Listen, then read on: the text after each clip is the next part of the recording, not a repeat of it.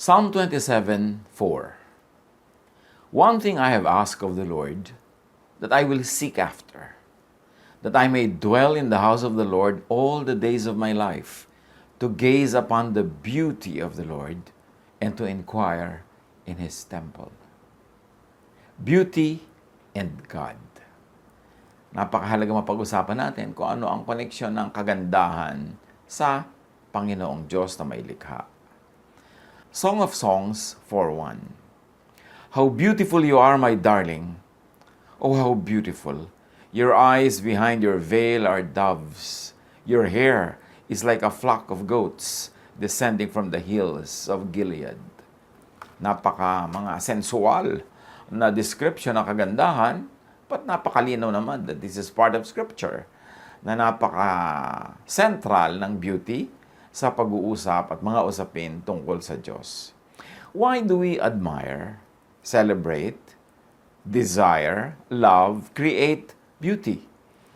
What is beauty? Well, beauty is not tangible. Hindi siya talaga truly tangible. It is only in the mind as a pleasant feeling aroused by a combination of qualities like size, color, form, etc. Beauty is part of human origin and experience. Sa mga pag-aaral kahit sa archaeology, even primitive tools have designs or have symmetrical shapes, which sometimes really don't serve a purpose other than aesthetic. Pampaganda lang. The definition of beauty changes over time, but there are constants. There's always beauty in patterns, symmetry, ratio, proportion. And the patterns that keep coming up in all these things that we see as beautiful are all rooted in nature. Lahat ng paulit-ulit na mga padron kung ano ang kagandahan, nakikita natin sa kalikasan. Psalm 8:3-4. I consider your heavens, the work of your fingers, the moon and the stars, which you have set in place. So pati ang pag-aayos ng mga bituin ng heavenly bodies, may kagandahan, merong order. And patterns even become part of our biology because it helped our ancestors survive.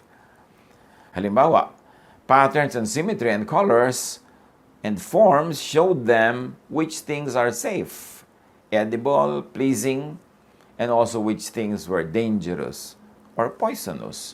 Sa itsura pa lang ng mga halaman, malalaman mo na safe ba itong kainin, safe ba itong hawakan.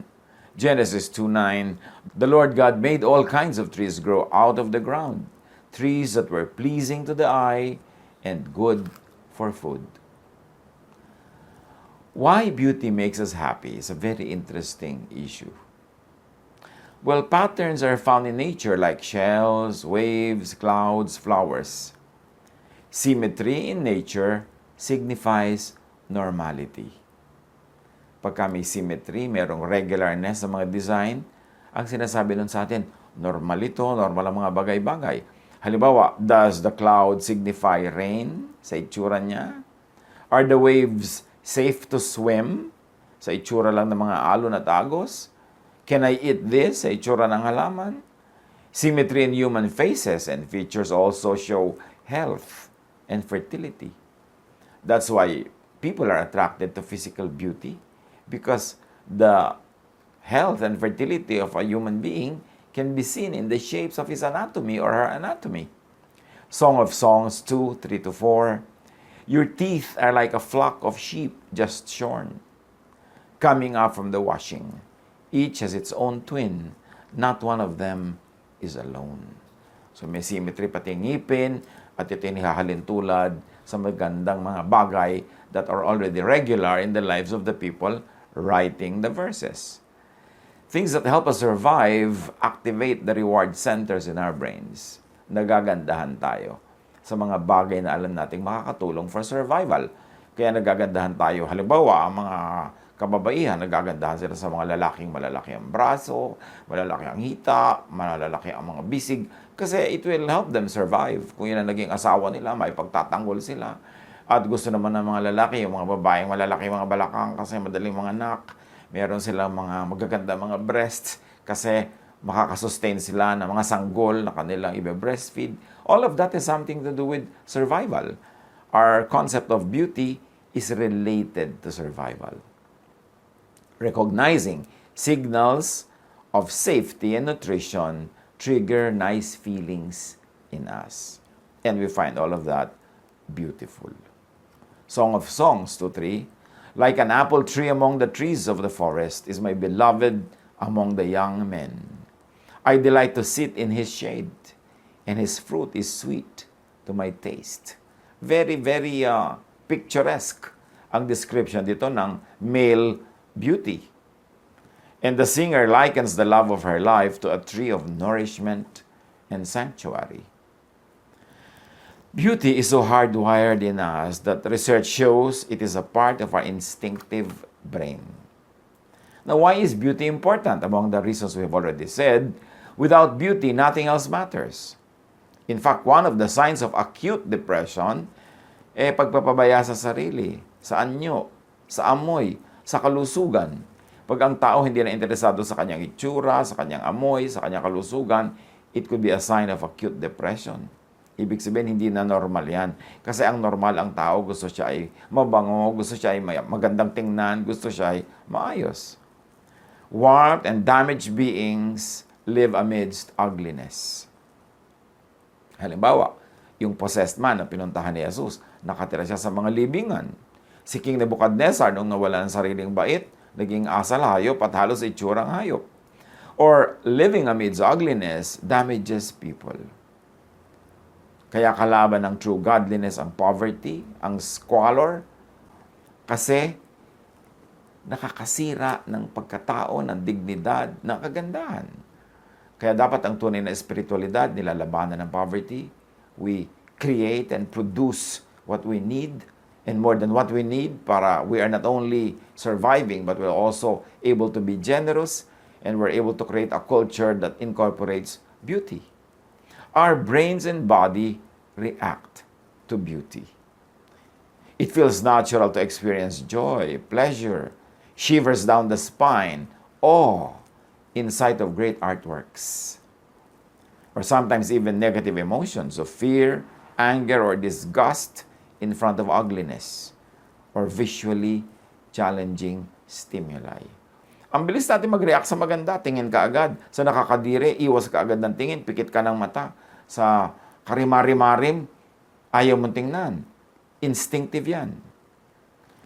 When we modernize the world in the last several hundreds of years, we exchange natural forms with artificial forms, like houses and buildings. Yung mga magagandang kuweba, pinalitan ng mga building na hindi naman laging magaganda. Ang magaganda lang yung sa mga monarchs, sa mayayaman, pero ang daming hindi magandang artificial houses.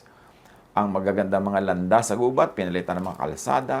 That is why city dwellers love to see and enjoy natural surroundings, structures, and foods.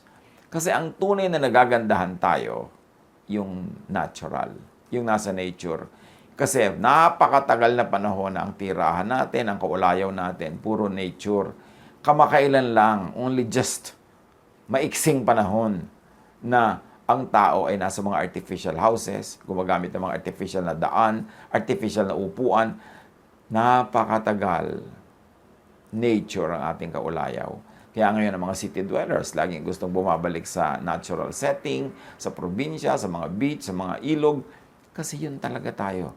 Yun ang likas. Ecclesiastes 3:11, He has made everything beautiful in its time. He has also set eternity in the human heart. Yet no one can fathom what God has done from beginning to end. Beauty should be the starting point of everything.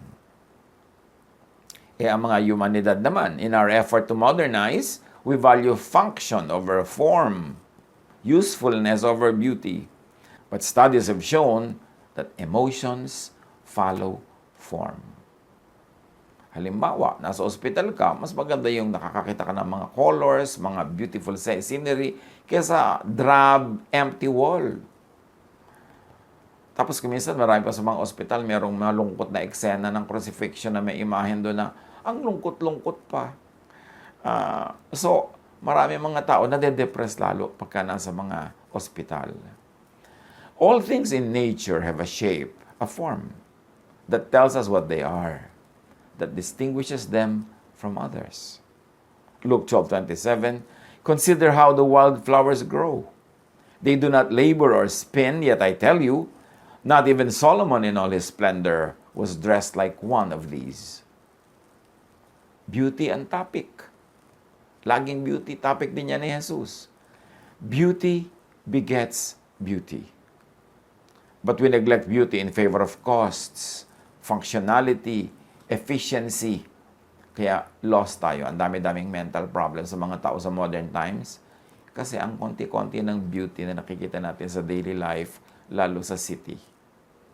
We build rows and rows of concrete housing that nobody wants to live in, except that they really need to, so napipilitan rin sila.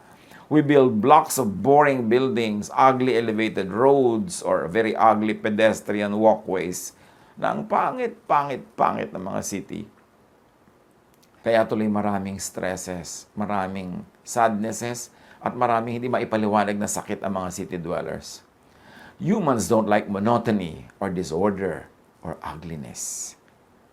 Genetic sa atin yun.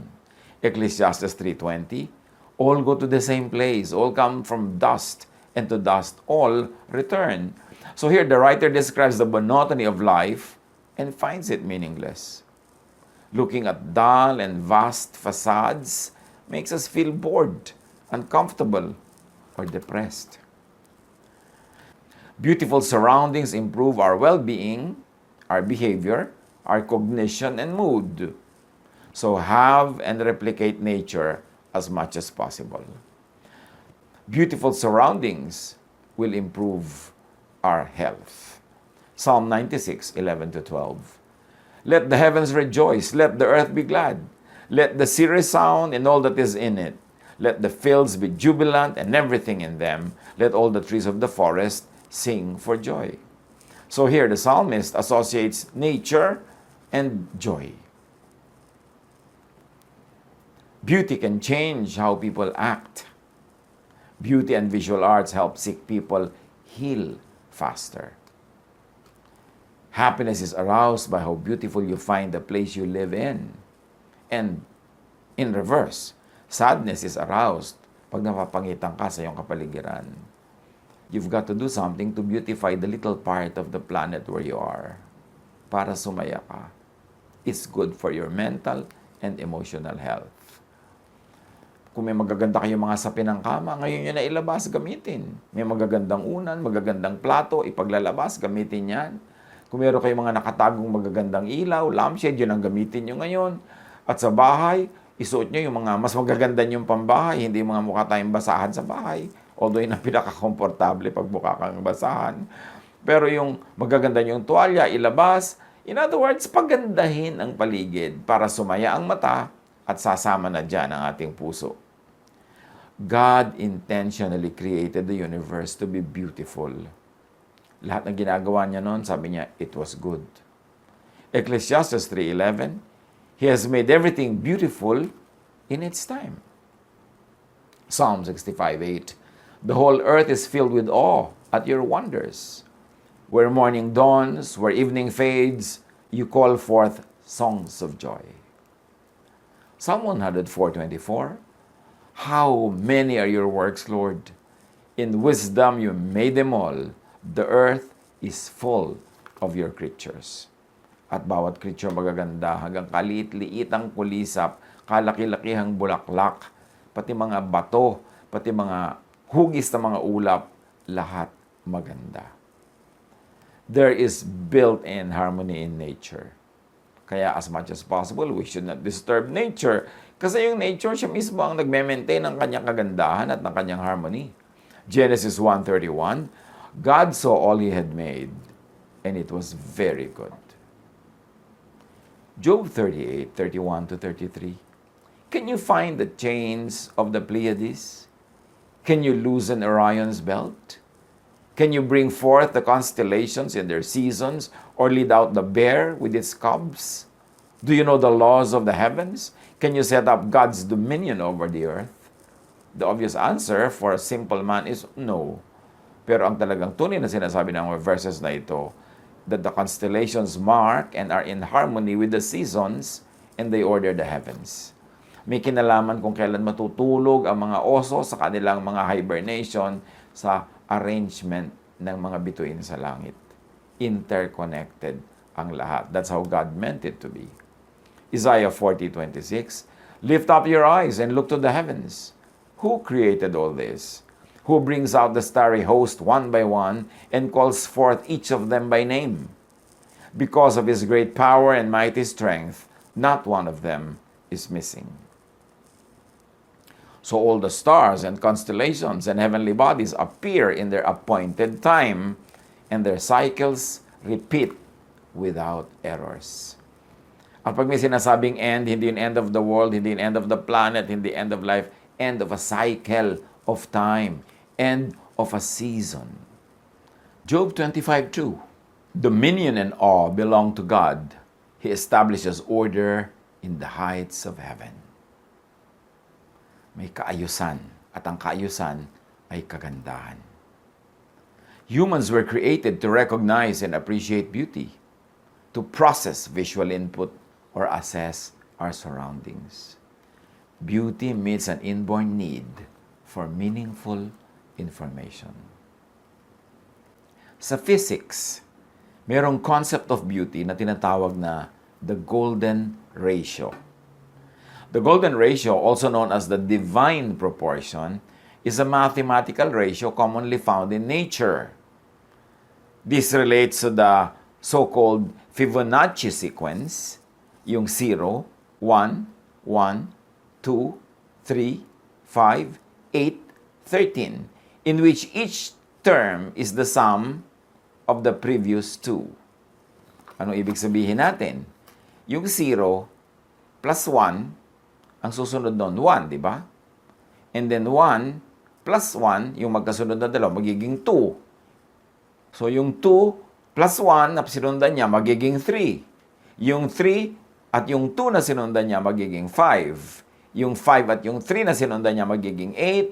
Yung 8 at 5 na sinundan niya, magiging 13, and so on and so forth. Now, ano yung Fibonacci sequence or the divine proportion or the golden ratio in physics?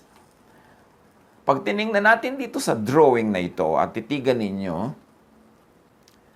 ganyan yung ratio na yan, yung kala-loob-looban nung parang papabilog na yan, yung umiikot na kulot na yan, nandiyan yung mga number na tinukoy natin kanina. Nandiyan yung 0, nandiyan yung 1, nandiyan yung 2, nandiyan yung 3, nandiyan yung 5, yung 8, 13, 21, 34. Palaki ng palaki dahil lumalaki yung number. At yan yung shape na kinikreate niya sa tinatawag nga nating divine shape na ito.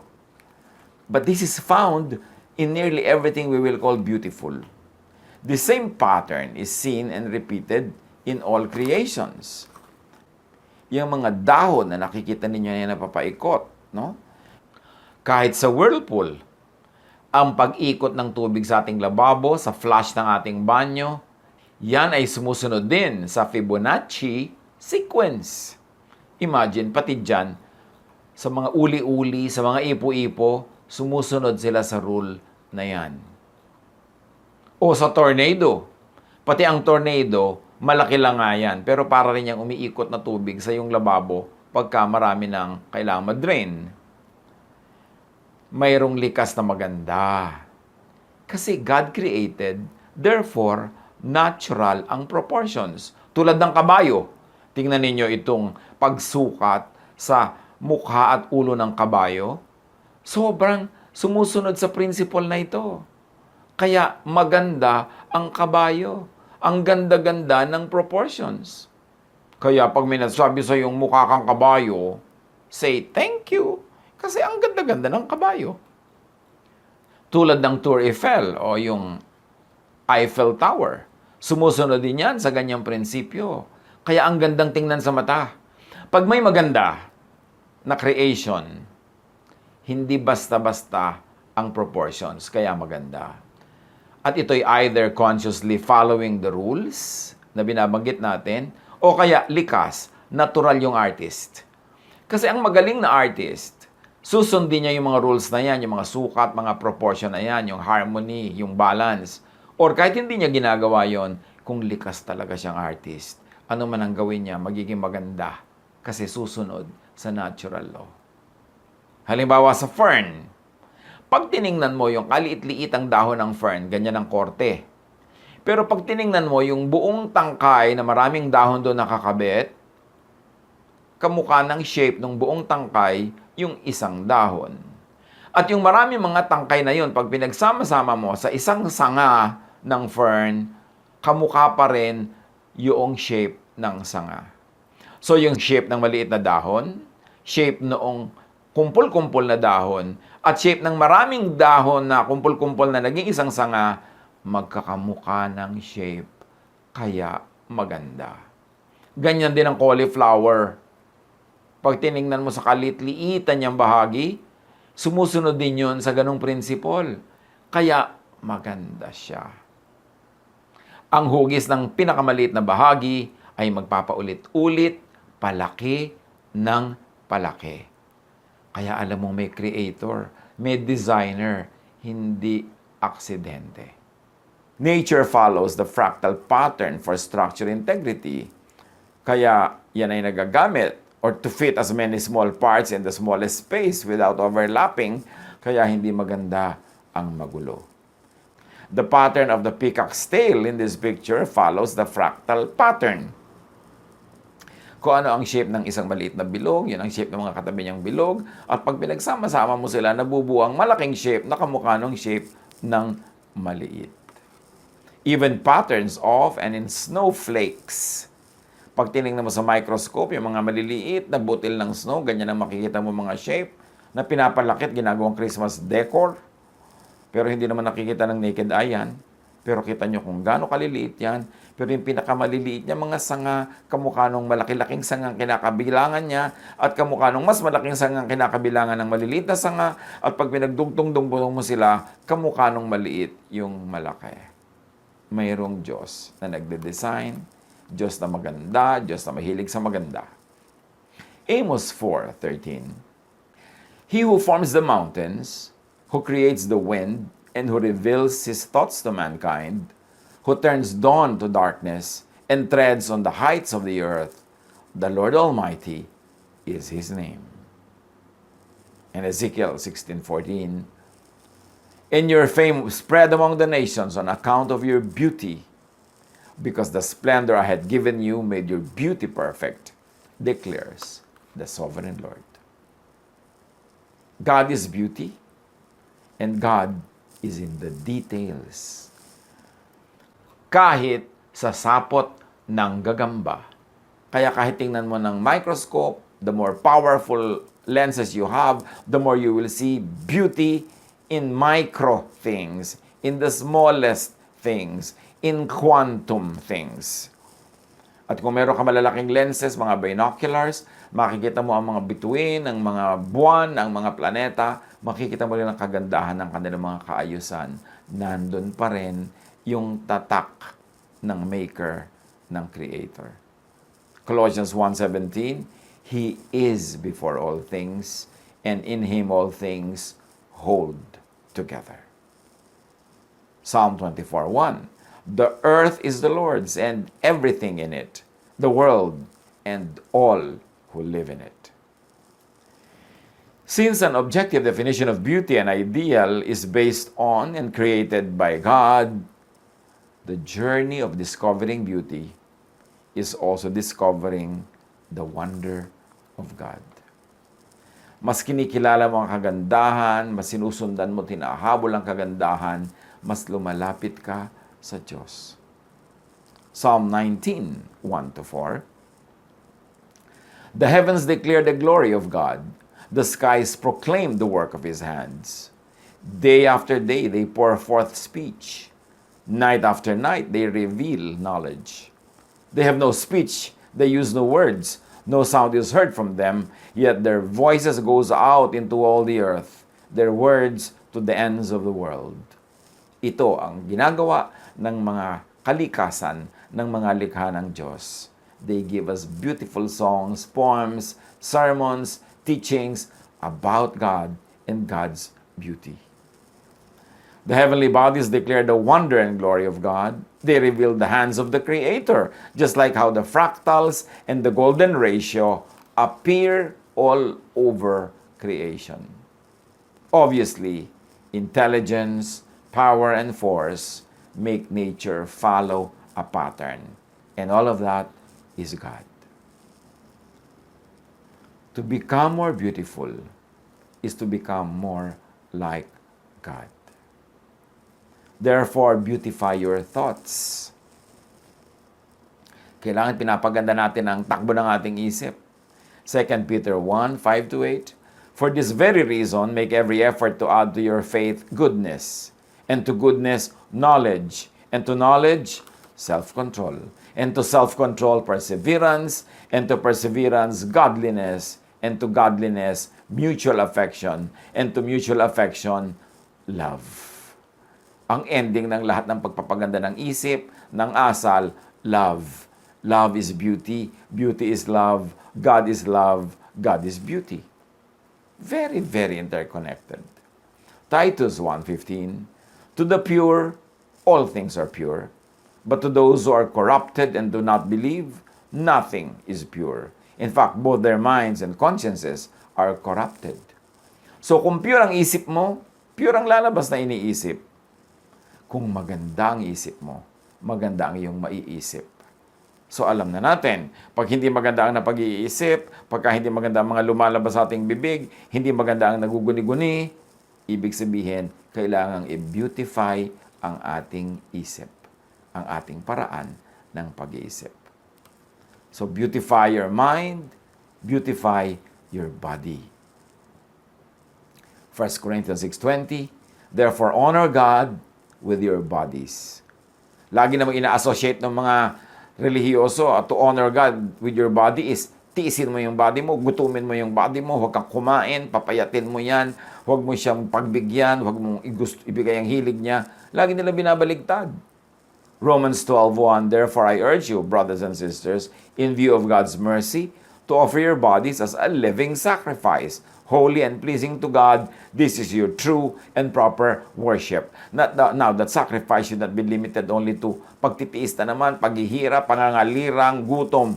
Kasi to be a living sacrifice means yung sacrifice mo, living, alive. So dapat yung katawan na yan, buhay na buhay, dapat masigla, dapat maganda, dapat kumakain, exercise, gumagawa ng mabuti, gumagawa ng tama. Yun ang living sacrifice. At yun ang magandang gawin sa ating katawan. So beautify your thoughts, beautify your body, beautify your surroundings. Because God created a very beautiful surrounding, huwag nating sirain. At kung nasira na, i-repair natin. Isaiah 32:18, my people will live in peaceful dwelling places, in secure homes, in undisturbed places of rest. Yun ang kagustuhan ng Diyos para sa atin. Kaya talagang dapat na tayo magtulungan, gumawa ng magandang ekonomiya, magkaroon tayo ng mga tamang sweldo sa ating mga manggagawa, magkaroon ng tamang mga profit sharing, para lahat merong enough resources so we will live in safety and in beauty. Beautify your social surroundings. Pinapaganda din natin dapat ang human relationships, ang pakikipagkapwa, pakikipagmabutihan sa kapwa na nasa paligid, kasama yan sa pinapaganda. Galatians 6:10, therefore, as we have opportunity, let us do good to all people.